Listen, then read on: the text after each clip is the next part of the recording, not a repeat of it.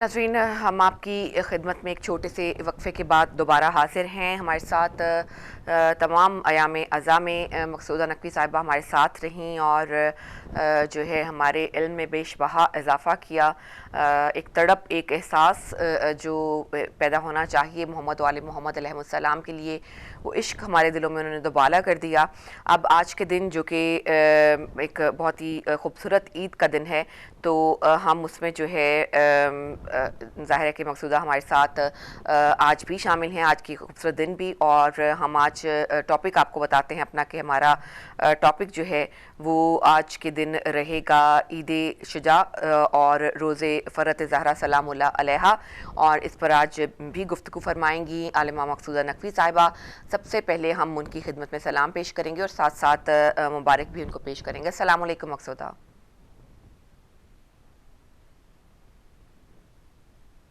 और मैं भी आपको तबरीक पेश करती हूँ आज के दिन की। और बहुत ईद शुजा है, ईद बीबी फातिमा है, और जिसे हम कहेंगे ईद ताजपोशी इमाम ज़माना है। और हम सब के लिए बहुत बड़ी ईद है कि अल्लाह ने हमें बगैर इमाम तो नहीं रखा, और हमारे लिए आज के दिन एक इमाम जो है वो मुकर्रर किया, और ता क़यामत वो इमाम जो है हमारे लिए हमेशा रहेंगे।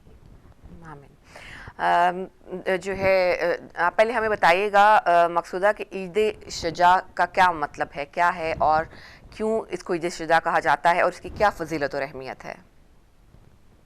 जी, बिस्मिल्लाहिर्रहमानिर्रहीम। रब्बि इश्रह ली सदरी वयस्सिर अमरी वाहलुल उक़दतम मिन लिसानी यफ़क़हू क़ौली।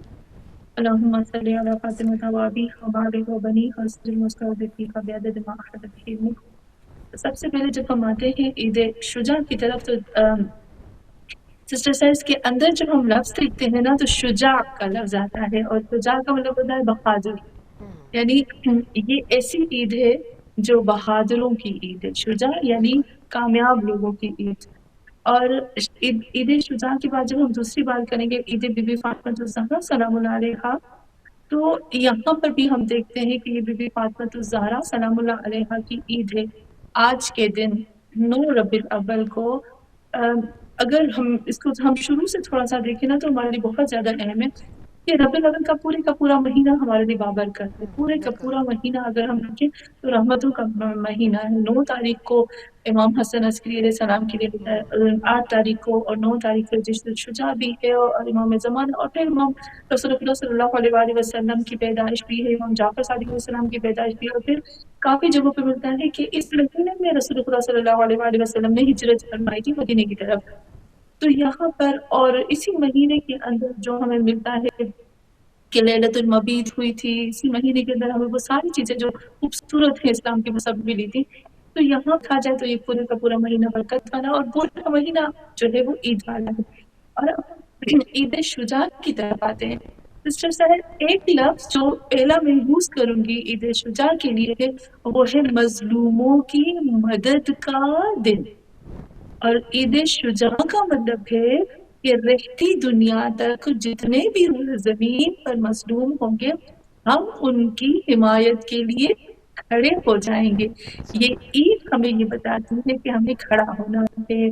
और अब जो हमारे फ़लस्तीनी बहन-भाई हैं, या जहाँ पर भी जो मज़लूम है, मुसलमान हैं, उनके साथ ये ईद एक पॉइंट बताती है कि अगर वाक़ई तुम जो है वो फातिमी हो, मुहम्मदी हो, अलवी हो, हसनी हो, हुसैनी हो, तो तुम्हें इनके साथ खड़ा होना है। तो सबसे पहला जो पॉइंट हमें मिलता है वो यही मिलता है कि हमें ईद शुजा के दिन जो है वो मज़लूमों के साथ खड़े रहना है।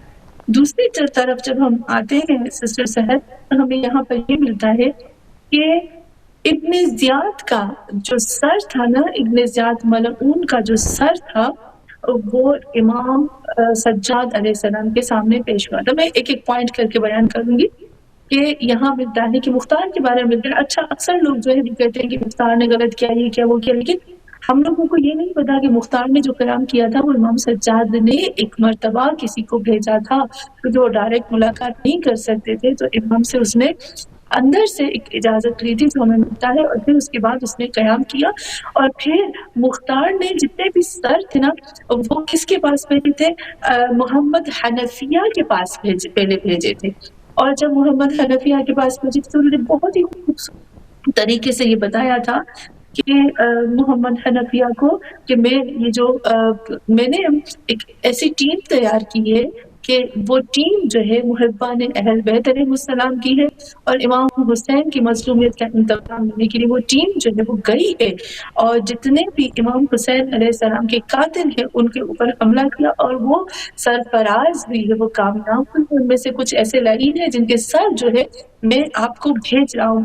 تو جیسے ہی جناب محمد حنفیہ کے پاس سر آتے ہیں نا، تو وہ کیا کرتے ہیں، جب ان سروں کو دیکھتے ہیں تو فوراً ان کا یہ عمل تھا کہ انہوں نے اپنی پیشانی کو خاک پہ رکھا، یعنی وہ سجدے میں چلے گئے، سب فوراً سجدے میں چلے گئے۔ اور پھر محمد حنفیہ کے لیے ملتا ہے کہ وہ انہوں نے جناب مختار کے لیے دعا کی، دعائے خیر کی، اور پھر کہنے لگے کہ اے اللہ، مختار کو جزائے خیر عطا فرما کہ اس نے ہمارے کربلا کے جو بھی قاتل ہیں ان سے، امام حسین کے قاتلوں سے بدلا لیا۔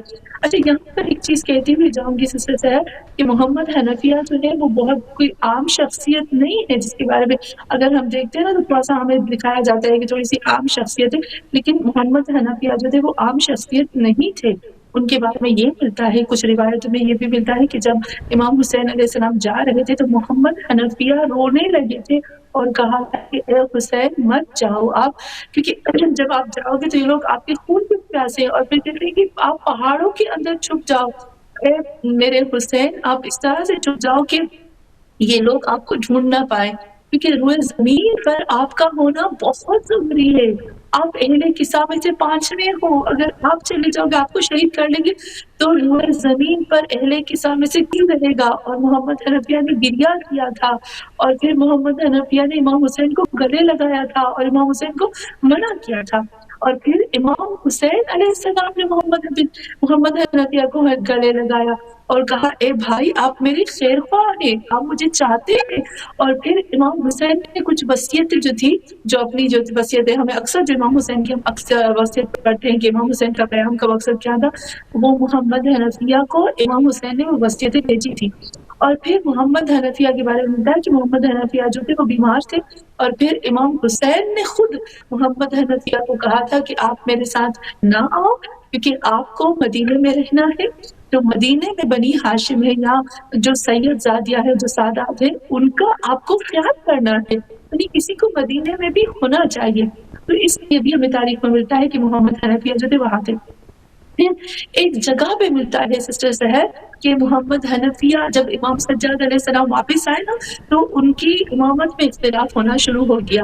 اب محمد حنفیہ جو ہے وہ مولا کائنات امیر المومنین علی علیہ السلام کے بیٹے ہیں، تو یہاں پر لوگوں نے یہ کہنا شروع کر دیا کہ اب جو امامت ہے وہ محمد حنفیہ کی طرف جائے گی، لیکن محمد حنفیہ ایک ایسے انسان تھے جنہوں نے قبول کرنے سے انکار کر دیا، اور پھر خود جا کر محمد حنفیہ نے کہا کہ اے لوگوں میں تمہیں اس جگہ پہ لے کے جاتا ہوں جہاں پر خود امامت کا جو آپ کہتے ہو کہ میں امام ہوں، میں کہتا ہوں میں امام نہیں ہوں، سید الساجدین امام حقدار ہے، لیکن چلو ہم خانہ کعبہ کی طرف جاتے، اور پھر یہاں پر حجر اسود پر ہم ہاتھ رکھتے، اور اگر حجر اسود سے آواز آتی ہے نا تو وہی امام ہو گئے، اور جب امام سجاد علیہ السلام نے ہاتھ رکھا وہاں سے آواز آئی تو پھر محمد حنفیہ نے سب کو بتایا کہ دیکھا میں امام نہیں ہوں، میرا امام جو ہے وہ سید الساجدین ہے۔ تو یہاں دیکھیے کہ محمد حنفیہ ایک بہت بڑی شخصیت ہے اگر دیکھا جائے، لیکن ان کا مقام جو ہے وہ امام حسین یا امام سجاد علیہ السلام سے کم ہے یقیناً، لیکن ہے ایک بہت بڑی شخصیت۔ اب محمد حنفیہ کے بارے میں بتایا کہ جب جناب محمد حنفیہ نے وہ سر لیے تھے ابن زیاد کا اور عمر سعد کا، حسین بن نمیر کا، شمر ذوالجوش کا، یہ سر لے کر امام زین العابدین علیہ السلام کی خدمت میں آئے تھے، اور امام اس وقت تقریباً مل گئے کہ امام مکے میں مقیم تھے، اور امام جو تھے ان ملعونوں کے سروں کو دیکھ کر امام کیا فوراً سجدے میں چلے گئے تھے، اور پھر سجدے میں سر رکھ کر اللہ کا شکر ادا کیا اور کہا کہ اے میرے پالنے والے کہ تیرا شکر ہے کہ تم نے ہمارے دشمنوں سے انتقام لیا۔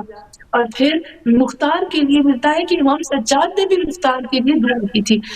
یہاں پر ایک اور چیز ملتی ہے سسٹر سحر کہ جب ان ملعونوں کے سر ابن زیاد کے سر جو ہے وہ امام سجاد کے سامنے آج امام یقیناً جو ہے وہ ناشتہ کر رہے تھے، کچھ کھا رہے تھے، یعنی اس وقت کھانے کا ٹائم تھا، تو جو سفرے پہ بیٹھے ہوئے تھے امام جو تھے اس وقت جب امام سفرے پہ بیٹھے ہوئے تھے، یہاں پر دسترخوان پر بیٹھے ہوئے جب وہاں پر سر لائے گئے، تو اس وقت امام جو ہے اللہ کا لاکھوں لاکھوں شکر کر کے امام خود فرماتے ہیں کہ یہ میری دعا تھی جو میری قبول ہوئی، کیونکہ وہ وقت تھا جب میرے بابا کا سر جو ہے وہ دشت میں رکھ کر ابن زیاد کے سامنے لایا گیا، اور وہ میرے حسین کے سر پر ان کے چہرے پر چھڑی چلاتا رہا، اور پھر میں دیکھتا رہا اور میں نے دعا کی تھی کہ اے اللہ، میں تب تک اس دنیا سے نہ جاؤں جب تک ابن زیاد کا سر اس طرح سے اپنے سامنے نہ دیکھوں۔ آج خداوند عالم نے مجھے یہ موقع دیا اور مجھے یہ چیز دکھائی۔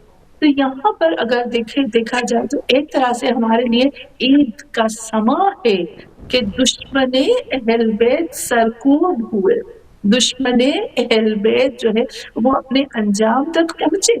تو جب بھی اگر ہم دیکھیں تو یہ اللہ نے ہمارے لیے عید قرار دی ہے، کیونکہ اگر یہ سرکوب نہ ہوتے تو پتہ نہیں اسلام کا کیا انجام ہوتا، پتہ نہیں قرآن اور ہمیں جو دین دیا جا رہا ہے وہ کون سا دین ہمیں ملتا ہے۔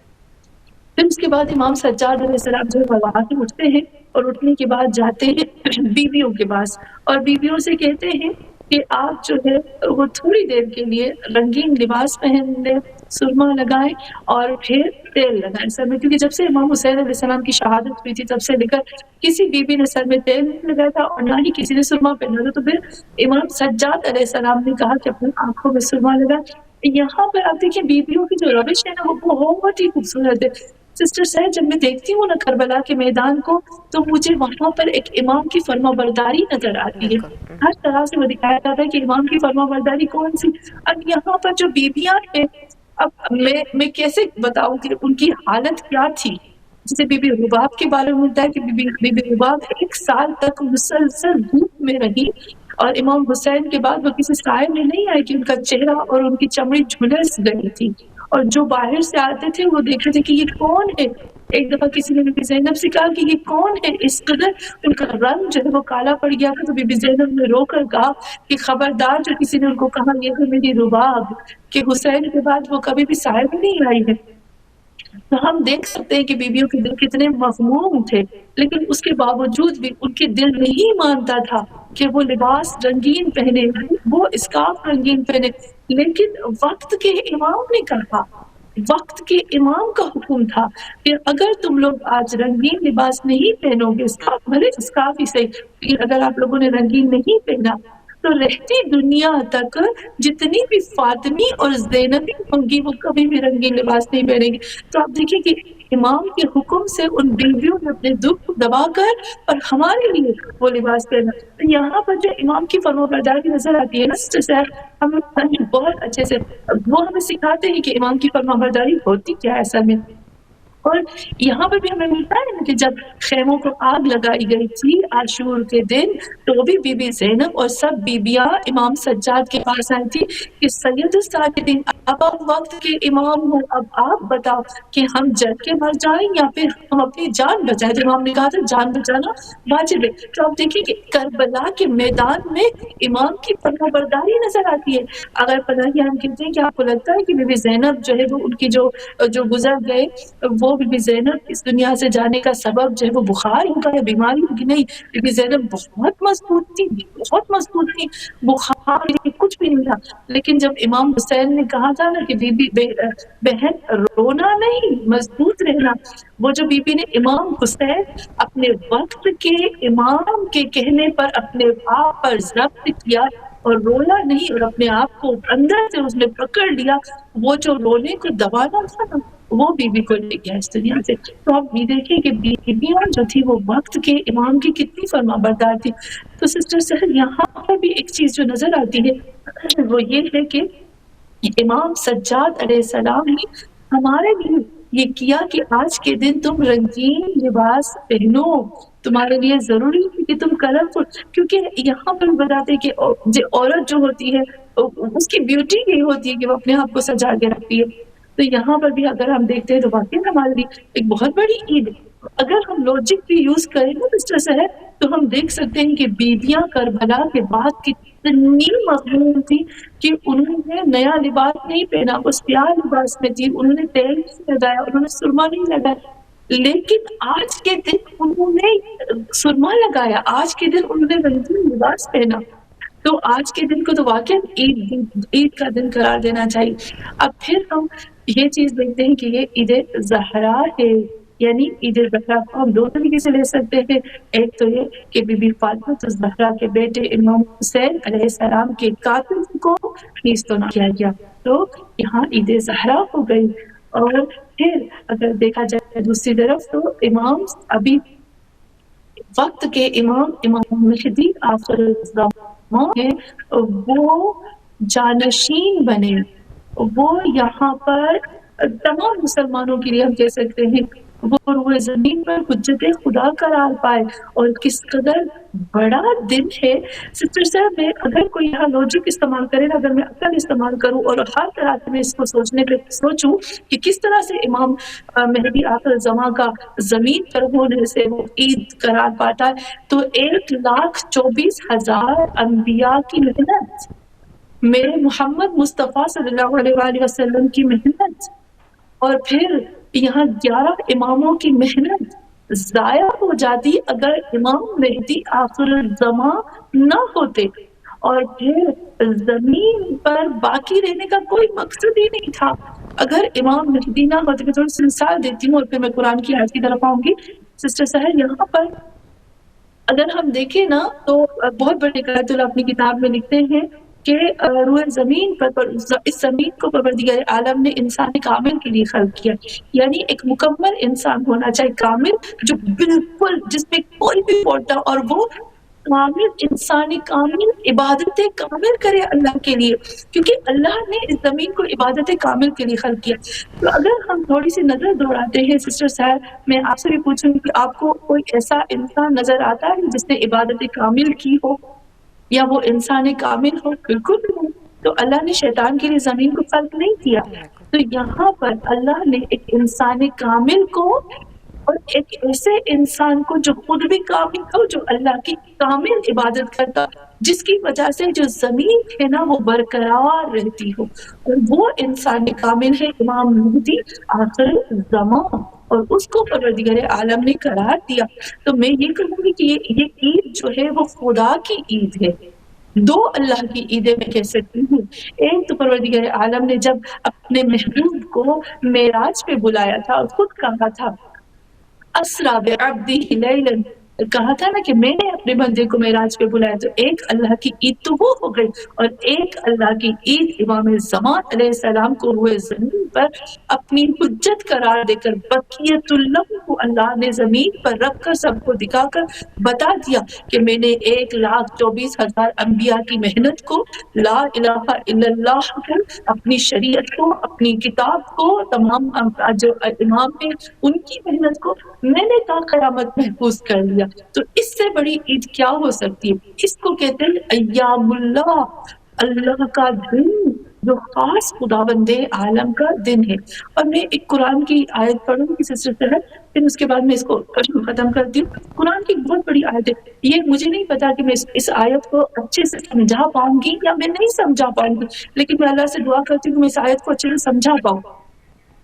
بہت ہی گہری آیت ہے، اس کے الفاظ بہت سمپل ہے. اگر اس کا ترجمہ پڑھ دیں جب قرآن کی آیت پر سورہ آل عمران کی آیت نمبر 101 ہے، اگر سسٹر صاحب ہم اس کو پڑھتے ہیں نا تو یہ بہت سمپل سی آیت ہے، لیکن اگر اس کی گہرائی میں جاتے ہیں نا تو وہاں پر ہماری جو عقل ہے نا وہ ہل کے رہ جاتی ہے. وہ کیا ہے آیت؟ اللہ کہتا ہے وَكَيْفَ تَكْفُرُونَ، اور کس طرح سے ہو سکتا ہے کہ تم کفر کرو یا کافر بن جاؤ. یعنی اللہ کہتا ہے اے زمین پہ بسنے والے لوگوں، کیسے تمہارے لیے ممکن ہے کافر ہو جاؤ؟ کیوں؟ اللہ کہتا ہے کیونکہ تمہارے درمیان میں دو چیزیں ہیں، میں نے دو چیزوں کو تمہارے بیچ میں رکھا ہے، ان دو چیزوں کے ہوتے ہوئے پاسبل ہی نہیں، امپاسبل ہے کہ تم کافر ہو جاؤ. اگر ان دو چیزوں میں سے کسی کو نکال دیا جائے تو ٹھیک ہے تم کافر ہو سکتے ہو، پھر میں تمہارے لیے کچھ حجت نہیں رکھتا. میں اس آیت کو پڑھتی ہوں، اللہ کہتا ہے وَكَيْفَ تَكْفُرُونَ، اور کیسے پاسبل ہے کہ تم کافر ہو جاؤ. وَأَنْتُمْ تُتْلَى عَلَيْكُمْ، حالانکہ تمہارے اوپر تلاوت کی جاتی ہے علیکم آیات اللہ. ایک تو تمہارے اوپر اللہ کی آیتوں کی تلاوت کی جاتی ہے، یعنی قرآن کی تلاوت ہے. ایک قرآن تمہارے بیچ میں، جب تک قرآن تمہارے بیچ میں ہے ہو ہی نہیں سکتا کہ تم کافر ہو جاؤ، اور اگر تم کافر ہو جاؤ گے تو تمہاری گردن کو دبوچ دیا جائے گا، پکڑ دیا جائے گا۔ اور دوسری چیز جو اللہ کہتا ہے وَفِيكُمْ رَسُولُهُ، اور دوسرا یہ کہ تمہارے درمیان اس کا رسول موجود ہے، یعنی یہ دو چیزیں تمہارے بیچ میں ہیں تو تم کافر ہو سکتے۔ اگر ان دو چیزوں میں سے ایک چیز کو نکال دیا جائے تو پھر اللہ کہتا ہے ٹھیک ہے تم کافر ہو سکتے ہو۔ اچھا پھر کہتا ہے وَمَن يَعْتَصِمْ بِاللَّهِ فَقَدْ هُدِيَ إِلَىٰ صِرَاطٍ مُسْتَقِيمٍ، پر جس نے بھی اپنے آپ کو پکڑ کے رکھا اللہ کے لیے، اس کے لیے بہت اللہ نے اس کو ہدایت دے دی، یعنی بہت بہترین ہدایت دے دی صراط مستقیم کی طرف۔ یہاں پر سسٹرز ہے، اب یہاں چیز دو چیزیں آتی ہیں، یہاں میں تھوڑا سا اس کو اچھے سے کلیئر کرنا چاہوں گی۔ اب یہاں پر اگر ہم سے کوئی سوال کرے، جو میرے بچے آ کر مجھ سے سوال کریں گے کہ مما آپ نے بولا قرآن کی آیت ہے، اگر دو چیزیں تمہارے پاس ہے تو تم کافر نہیں ہو سکتے، کیسے ہو سکتا ہے کہ تم کافر ہو سکتے؟ ایک قرآن کی تلاوت یعنی آیات الہی، اور دوسرا جو ہے وہ رسول خدا۔ پر رسول خدا تو ابھی نہیں ہے، وہ تو اس دنیا سے چلے گئے، تو اس کا مطلب کیا ہے کہ ابھی تو ایک چیز بچی ہے وہ ہے قرآن، اور قرآن جو ہے وہ اکیلا ہمیں سمجھ میں نہیں آتا، تو اس کا مطلب ہے کہ ہم جو ہے وہ کافر ہو جائیں، اور اللہ جو ہے ابھی اللہ کے لیے کوئی حجت نہیں ہے کیونکہ ہم کافر ہو سکتے ہیں۔ اور پھر اگر اللہ ہم سے کہے گا کہ تم کیوں کافر ہو گئے تو ہم کہیں گے کہ خدا آپ ہم سے سوال نہیں کر سکتے، آپ نے کہا تھا کہ دو چیزیں جو ہے اس زمین پہ ہونی چاہیے، ایک تو قرآن کی تلاوت اور ایک رسول، جب رسول نہیں ہے تو پھر ہم کافر ہو گئے، اب ہم سے آپ نہیں پوچھ سکتے۔ تو یہاں آپ دیکھیں یہ دو چیزیں، اب رسول خدا تو نہیں ہے، تو یہاں پر یہ خدا بتانا چاہتا ہے رسول کا مطلب ہے کہ اولنا محمد، اوسطنا محمد، آخرنا محمد، کلنا محمد، یعنی میرا حبیب، میرا محمد اور اس کا جانشین، اور وہ کون ہے جانشین؟ وہ ہے امام مہدی آخر الزمان۔ رسول کہہ کر اللہ بتاتا ہے کہ میں نے اپنی زمین کو حجت سے خالی قرار نہیں دیتا، لیکن اگر میں نے حجت سے خالی قرار دیا تو پھر تمہارے لیے کوئی عذر ہی نہیں، یعنی تم کہہ سکتے ہو۔ لیکن اب جو ہے یہاں پر خدا یہ بتانا چاہتا ہے کہ تم دیکھو کہ میں نے حجت خدا کو قرار دیا، اور قرار دے کر یہ ایک پروف یہ آیا کہ اللہ کی حجت ہے، اور وہ ایک کے بعد ایک ہے، رسول کے بعد مولا کائنات امیر المومنین ہے، اور اس کے بعد جو ہے وہ اگر ہم دیکھیں امام حسن مجتبیٰ، پھر امام حسین، پھر سید الساجدین، پھر امام باقر علیہ السلام، اس طرح سے کر کے وقت کے امام مہدی تک بات آئے۔ اور پھر ایک چیز جو ہے یہاں پر یہ آتی ہے سسٹر صاحب کہ خود رسول خدا صلی اللہ علیہ وآلہ وسلم کی جب ہم بات دیکھتے ہیں تو قرآن کی آیت بھی، اور ائمہ معصومین علیہ السلام فرماتے ہیں کہ اگر 4-5 چیزیں ایسی ہیں کہ اگر کسی کے پاس نہیں ہے تو وہ اسلام کے دائرے سے خارج ہو جاتا ہے، یعنی اس کا مسلمان ہونا پرفیکٹ یا ٹھیک نہیں ہوتا۔ اس میں سے ایک لا الہ الا اللہ ہے، اور دوسرا محمد رسول اللہ۔ محمد رسول اللہ کا مطلب کیا ہے کہ جو بھی باتیں میرے محمد نے کہی ہے نا، ان سب باتوں کو ماننا، ایک لفظ کو ماننا ایک کو نہیں ماننا، یہ وہ اسلام کے دائرے میں وہ ٹھیک نہیں رہتا ہے، یعنی اس میں جو ہے وہ اس کے مسلمان ہونے میں شک ہو جاتا ہے۔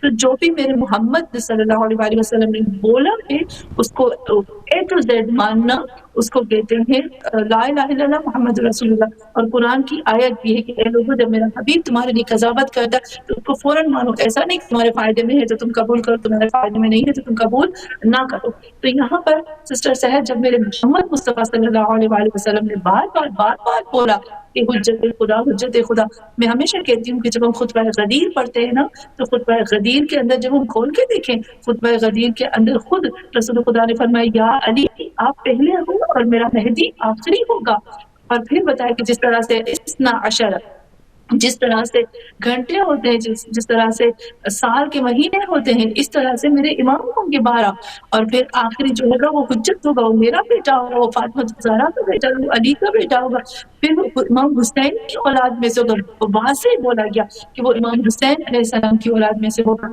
تو یہاں پر پھر ساری اس کی صفتیں بتائی گئی کہ زمین جس طرح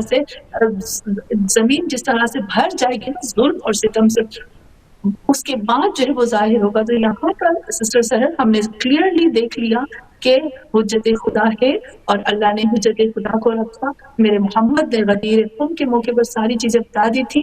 مولا کائنات نے ہمیں سب کچھ بتایا.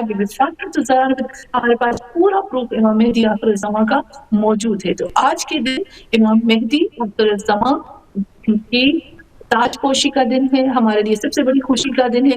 میں کہوں گی ایام اللہ ہے، یوم اللہ ہے. یوم اللہ اللہ کا دن، اللہ کی عید کا دن ہے، جہاں پر اللہ نے بقیت اللہ کو رکھا، حجت اللہ کو رکھا.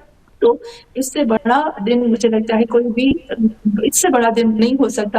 میری نظر میں سسٹر زہرا اگر میں دیکھوں نا تو جو ہم عیدیں مناتے ہیں نا، عید قربان ہے، عید فطر ہے، میری نظر میں ان عیدوں سے بڑھ کر آج کا دن سب سے بڑی عید کا دن ہے. کیونکہ 1,24,000 انبیاء محفوظ ہو گئے، شریعت خدا محفوظ ہو گئے، توحید محفوظ ہو گئے، عبادت الہی محفوظ ہو گئے.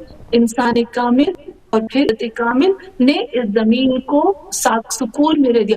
شیطان جو ہے وہ مایوس ہو گیا، کافر جو ہے وہ مایوس ہو گئے. تو یہاں پر اس سے بڑی عید مجھے نہیں لگتا کہ کوئی ہو سکتی ہے. صحیح کہہ رہی ہیں، بالکل، سبحان اللہ، بے شک.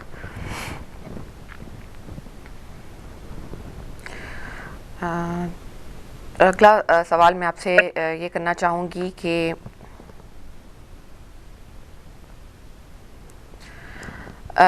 جو ہے جس طرح سے آپ نے فرمایا کہ کہا گیا بیویوں کو کہ وہ اپنی آنکھوں میں سرما ڈال لیں اور بالوں میں جو ہے وہ تیل لگا لیں اور خوشی کا جو ہے وہ اظہار کریں، تو اسلام ہمیں کیا طریقہ بتاتا ہے کہ اپنی فرحت اور خوشی کا اظہار ہم کس طرح سے کریں؟ کیا اسوہ تھا جو ہے اہل بیت علیہم السلام کا خوشیاں منانے کے حوالے سے؟ جی سر، اگر ایک چیز میں کلیئر کرنا چاہوں گی، کچھ جو ہے مس انڈرسٹینڈنگ کافی چیزوں میں بھی ہو جاتی ہیں. جیسے ابھی اسلام ہمیں کہتا ہے کہ ایک امام جعفر صادق علیہ السلام کی حدیث ہے کہ عورت کے گلے میں جو ہے وہ گلو بند ہونا بہت ضروری ہے، یا اس کو جیولری پہننا بہت ضروری ہے، یا اس کو جو ہے وہ مہندی لگانا ہے. یہ اس طرح سے کچھ ایسی چیزیں اس کے لیے بہت ضروری ہے. یہ ایک سمپل سی چیز آ گئی. یہاں پر جو اسلام ہمیں بتاتا ہے، میں تھوڑا سا پھر بعد میں اس کو کلیئر بھی کر دوں گی، کہ اسلام جب ہمیں بتاتا ہے کہ خوشی کیسے منانی چاہیے، تو اہل بیت علیہ السلام جو ہے وہ جب خوشی مناتے تھے تو وہ بہترین لباس پہنتے تھے. روایات میں ملتا ہے وہ بہترین لباس پہنتے تھے اور بہترین خوشبو لگاتے تھے اور لوگوں کو گھر میں دعوت کرتے تھے اور پھر لوگوں میں کھانا بانٹتے تھے. یہ جو طریقہ ہے نا اہل بیت کا سسٹر صاحب، یہ بہت ہی خوبصورت طریقہ ہے کہ بہترین لباس پہننا، بہترین خوشبو لگانا اور اپنے آپ کو تیار کرنا اور مومنین کے ساتھ ملاقات کرنا اور مومنین کی دعوت کرنا اور ان کو اچھے سے کھانے دینا. یہاں ایک چیز آگے اور عورت کے لیے بھی ہے کہ وہ جیولری پہنے، اپنے آپ کو تیار رکھے، اور اسلام نے اس کو اجازت دی ہے. یہاں ایک چیز کی طرف آئیں گے کہ جیسے ہم لوگوں کو ملتا ہے کہ رسول اللہ صلی اللہ علیہ وسلم ایک دن بی بی فاطمہ الزہرا کے گھر آتے ہیں اور دیکھتے ہیں کہ بی بی کے گلے میں گلو بند ہے، اور پھر رسول اللہ خاموشی سے چلے جاتے ہیں اور پھر بی بی سمجھ جاتی ہے کہ نہیں میرے بابا کو یہ چیز اچھی نہیں لگی، پھر انہوں نے اتارا اور وہ واپس کیا.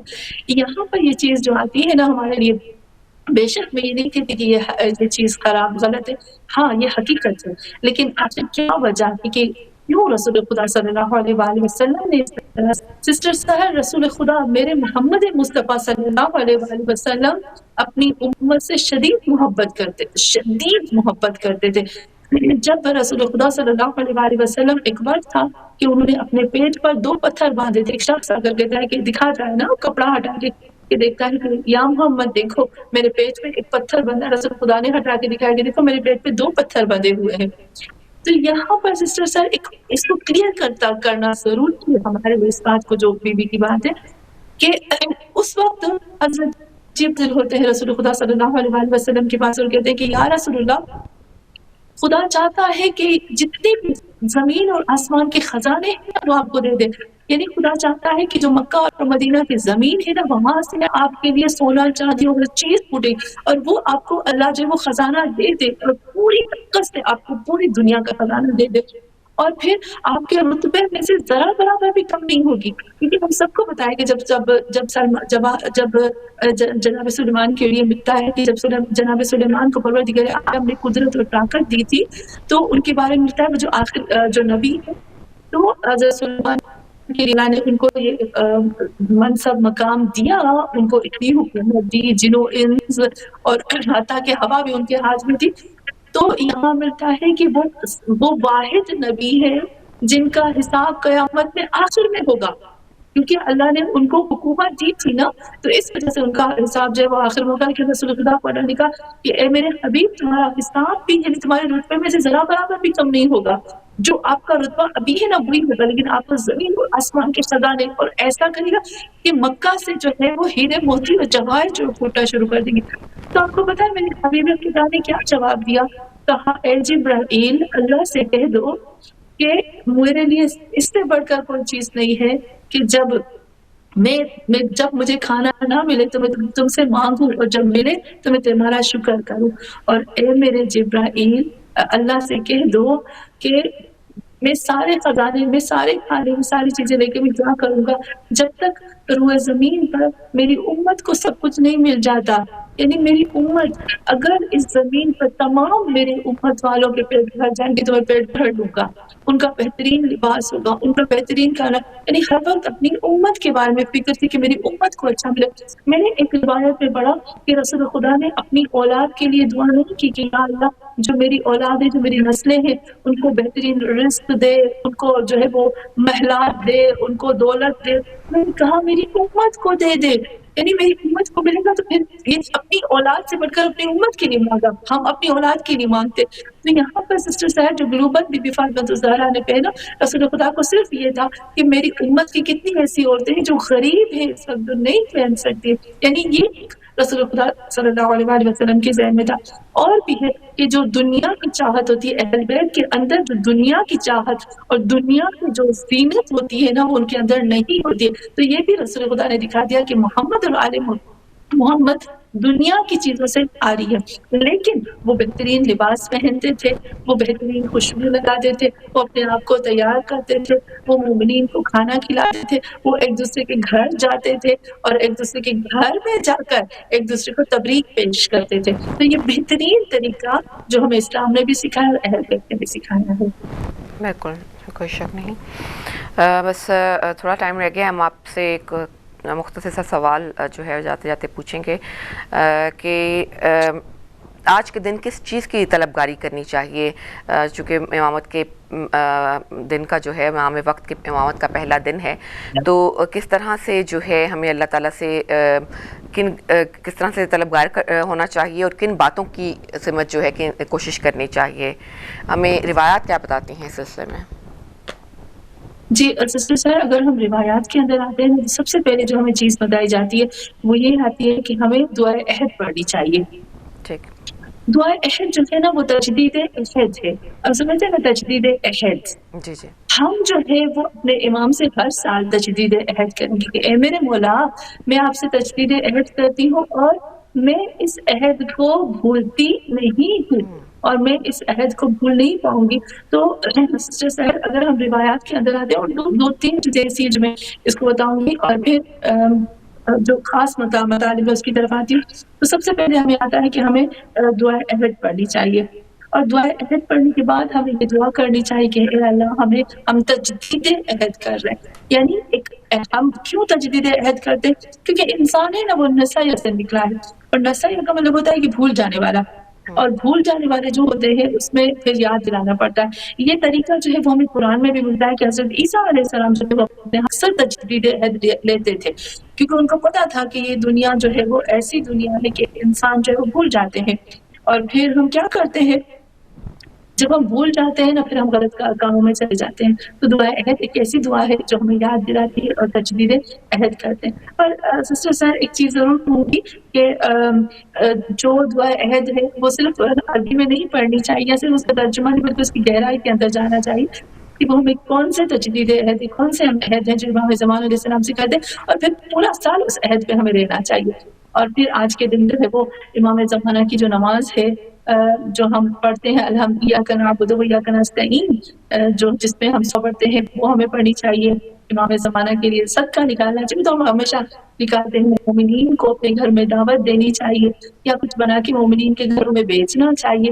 تو اس طرح سے کر کے نا امام کے ساتھ کنیکشن ہمیں قائم کرنی چاہیے. لیکن ایک جگہ پہ ملتا ہے کہ ہمارے پر تین طرح کی حق جو ہے وہ ہمارے گردن پر واجب ہے, اور آج ہمیں تین طرح کے تجدید عہد کرنی چاہیے. جلدی سے بتاتی ہوں. سب سے پہلا جو ہمارا وظیفہ ہے وہ 9 ربیع الاول کے حساب سے, آج کے دن کے حساب سے ہے, کہ کیونکہ امام زمان علیہ السلام کے لیے تو ہم مکلف ہیں, یعنی ہمارے اوپر یہ تکلیف ہے, ہمارے لیے ضروری ہے کہ ہم تین چیزوں کو انجام دیں. اور احادیث میں ملتا ہے انما کلف الناس ثلاثہ, یعنی صرف اور صرف اس وقت 9 ربیع الاول کو لوگوں پہ تین چیزیں واجب ہیں. نمبر 1 جو سب سے پہلے ہے وہ ہے معرفت الائمہ, ائمہ معصومین علیہ السلام کی معرفت. سسٹر صاحب مجھے نہیں پتا ہم لوگوں کو کتنی معرفت ہے ائمہ معصومین علیہ السلام کی, مجھے نہیں پتا. تو یہاں پر جو سب سے پہلی جو چیز آتی ہے وہ ہے معرفت. اور دوسری چیز جو جلدی سے بتا دیتی ہوں, وہ تسلیم لہم فیہا, اور ان کے سامنے اپنے آپ کو پیش کر دینا, تسلیم ہو جانا ان کے سامنے. اچھا یہاں پر آپ دیکھو کہ محبت اور معرفت کا سب سے بڑا رتبہ ہے نا. میں کہتی ہوں امام میں آپ سے محبت کرتی ہوں, مجھے آپ کی معرفت ہے, لیکن جب تک میں ان کے سامنے اتباع نہیں کروں گی, میں ان کے سامنے تسلیم نہیں ہوں گی, جب میں ان کی پیروی نہیں کروں گی تو میرا دعویٰ جھوٹا ہے. اس کا مطلب ہے کہ میں جھوٹی ہوں, میں نعوذ باللہ منافقت میں آ جاتا ہے کہ میں بول ایک رہی ہوں کر کچھ اور رہی ہوں. اور یہ اس میں قرآن کی آیت بھی ہے, ان کنتم تحبون اللہ فاتبعونی, اگر تم اللہ سے محبت کرتے ہو تو میرے محمد کی پیروی کرو. یہ پروف ہے تمہارے لیے, اگر تم واقعا ثابت کرو محبت, تو اگر معرفت ہے تسلیم ہے تو ثابت کرو کہ تم ان کی اطاعت کرتے ہو. تو یہاں پر ثبوت ہے اطاعت کے لیے. تو ایک معرفت, دوسرا تسلیم, تسلیم اطاعت کے ساتھ فاتبعونی, میری پیروی کرو. اور تیسری چیز جو آتی ہے وہ بہت ہی سخت ہے, ورد علیہم ورد الیہم, جو چیز ان کے اوپر آتی ہے ان کو فالو کرنا, اور جو چیز بھی انہوں نے منع کی ہے اس سے ہمیں دور ہو جانا. ورد الیہم فی مختلفوا, اور ہر وہ چیز جس میں اختلاف ہے اور انہوں نے منع کیا اس چیز سے ہمیں دور کر دینا ہو جانا ہے, اور اس کی طرف ہمیں آنا ہی نہیں ہے. یعنی وہی بات ہے اطاعت کی طرف آتی ہے. تین چیزیں جو سسٹر صاحب ہماری گردنوں کے اوپر ہے, ہمیں واجب ہے کہ ہم اس کو انجام دیں اپنے ایمان کے لیے. بے شک بے شک, بہت بہت شکریہ آپ کا مقصودہ. بہت ساری دعائیں ہیں آپ کے لیے, اور اللہ تعالیٰ کی توفیقات میں مزید اضافہ فرمائے, اور محمد و آل محمد علیہ السلام آپ سے ہمیشہ راضی خوش رہیں. جزاک اللہ خیر, اور ایک دفعہ پھر آپ کو مبارکباد پیش کریں گے آج کے دن کی. بہت بہت شکریہ. شکریہ.